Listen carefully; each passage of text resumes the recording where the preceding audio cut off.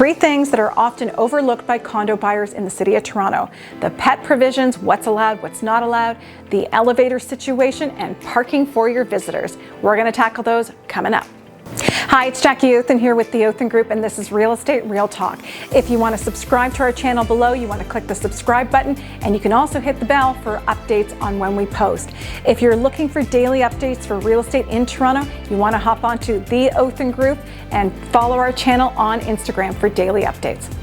Pets. If you've got a pet or you've got multiple pets, you want to make sure that you've reviewed the status certificate, which are the legal documents that run and represent the condo corporation and really disclose any of the pet provisions, how many animals are allowed, the quantity, the type of breed, the weight restrictions. That's really important if you are planning to get a dog, have multiple cats, reptiles, or livestock for that matter. You want to make sure you know and understand those rules before buying.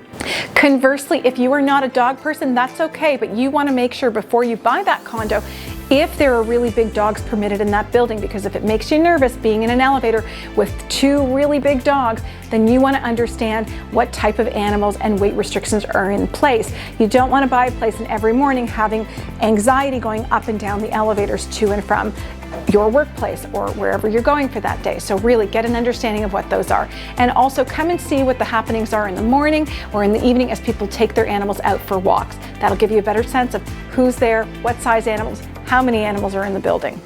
Elevators, this is a really important one. You're living in a high-rise or a low-rise. You want to know how many units are in the building and how many working elevators there are at any given time. And it's a really bad show if you're at a property and they've got 2 of the 4 elevators down and it's a 600-person building. That could be your reality. So you want to ask questions and really examine the legal documents to see whether they've had any lawsuits or issues with the elevators, or if there's a major investment that's happening into an elevator repair.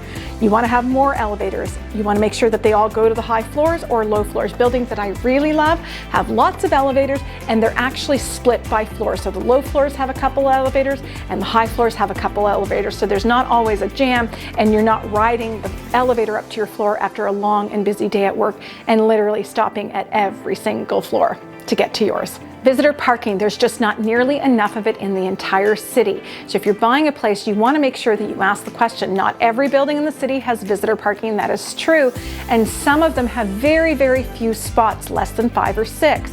If you're planning on having guests or enjoying your property with friends and family over on a regular, you want to make it easy for your visitors, or you know what, they're not going to come and visit. And I've had clients that have come to me after buying a property from someone else, asked to move because the visitor parking situation is no good. Also to think about, if there's a green pea across the street or other vacant spots that are across the building's way that are visitor parking, you want to make sure that there are no plans to tear those down and build another high-rise there, because what could be perceived as ample parking for your visitor could also become another tower. So do your homework and do your research.